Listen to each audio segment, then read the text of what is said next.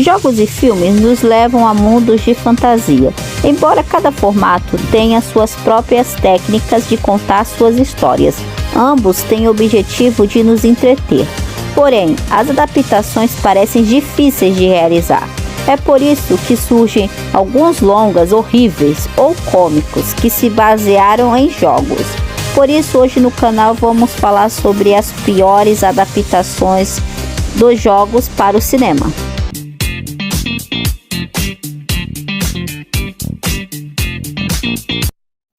Olá, tudo bem com vocês? Esta semana tivemos a estreia da aguardadíssima The Last of Us. Inclusive, eu já falei aqui no canal, que foi uma verdadeira obra-prima, coisa de deleitar-se, uma obra perfeita, uma adaptação bem real ao original. Mas, em contrapartida, temos muitas adaptações que foram horríveis. Hoje eu vou falar somente sobre os filmes, não vou estar falando sobre as séries, ok? E para começar, lembrando, esta é minha opinião. Esta lista é baseada nos filmes que eu já assisti. Tem muita coisa que não entrou na lista. Talvez eu não tenha assistido toda, não senti vontade de assistir. Ou eu assisti e não achei tão ruim assim, então eu não coloquei na lista. Lembrando, esta é minha opinião. Para começar, temos Resident Evil. Bem-vindo a Raccoon City, que foi lançado em 2021. E quem quiser sangrar um pouquinho os olhos, está disponível lá na HBO Max. Pela a verdade, Resident Evil ela é uma obra cinematográfica que tem me incomodado bastante. O primeiro ainda deu... dá pra dar uma enganadinha, né? Mas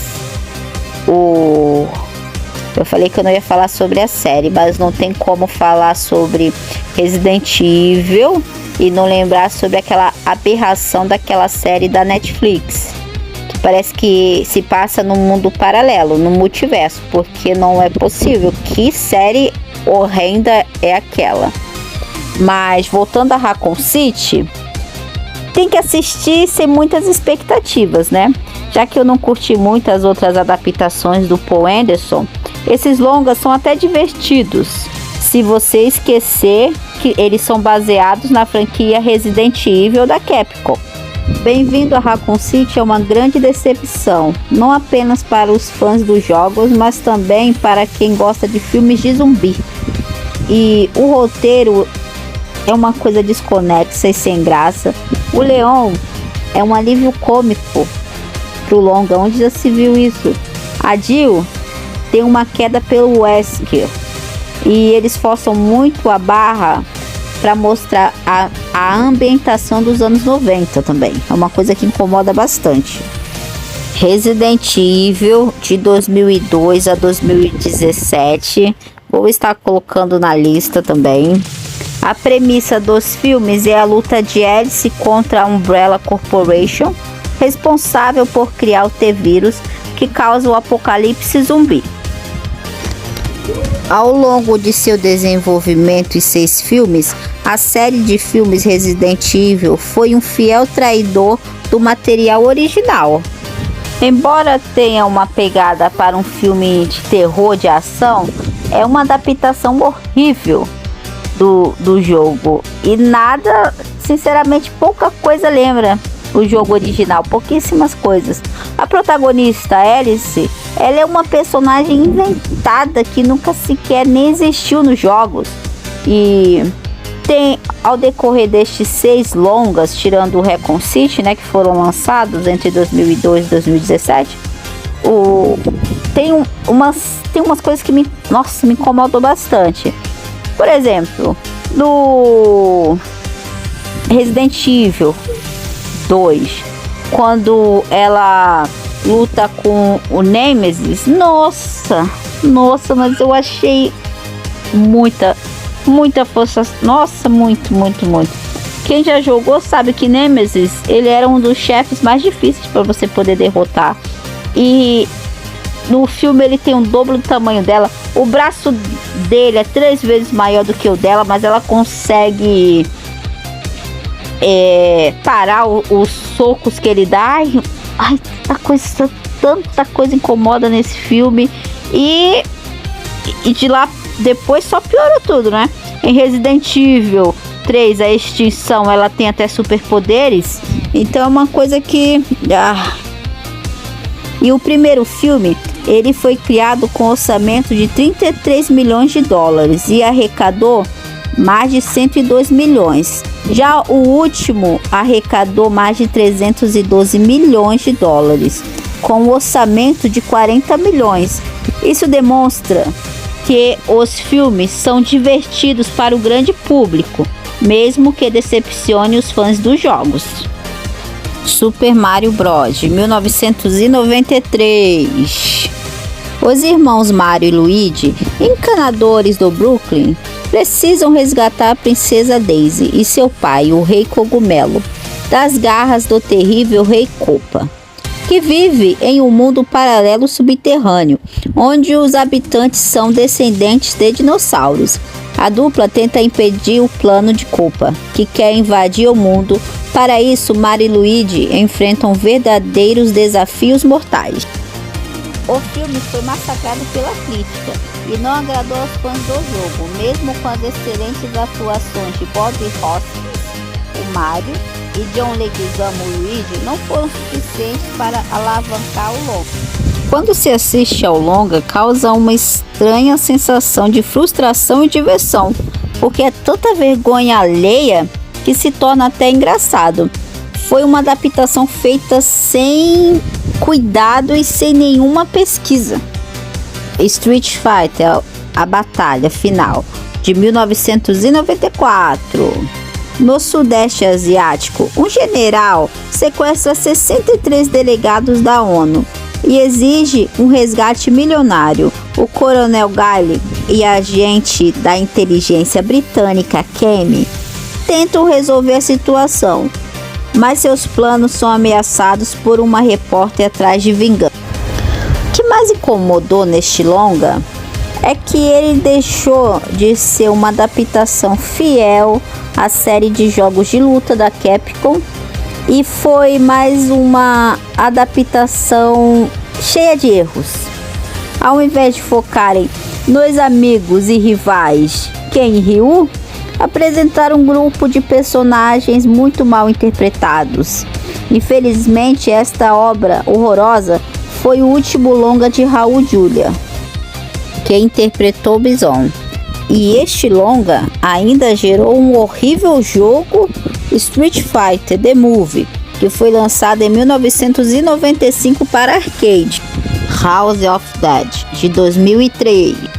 Um grupo de estudantes visita a misteriosa Ilha da Morte, que séculos atrás abrigou um padre banido da Espanha por inventar um soro que enganava a morte. Para o horror dos jovens, eles encontram o padre ainda vivo.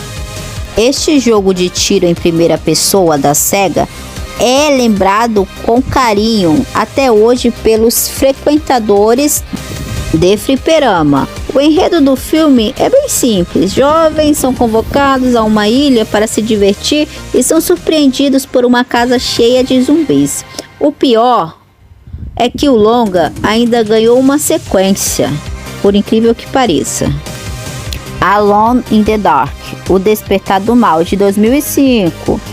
A investigação do detetive Edward sobre casos sobrenaturais o leva até os Abiscani, um povo primitivo que cultua demônios. Quando descobre que esses demônios querem voltar à Terra, pede ajuda à arqueóloga Aline Sedak para impedi-los.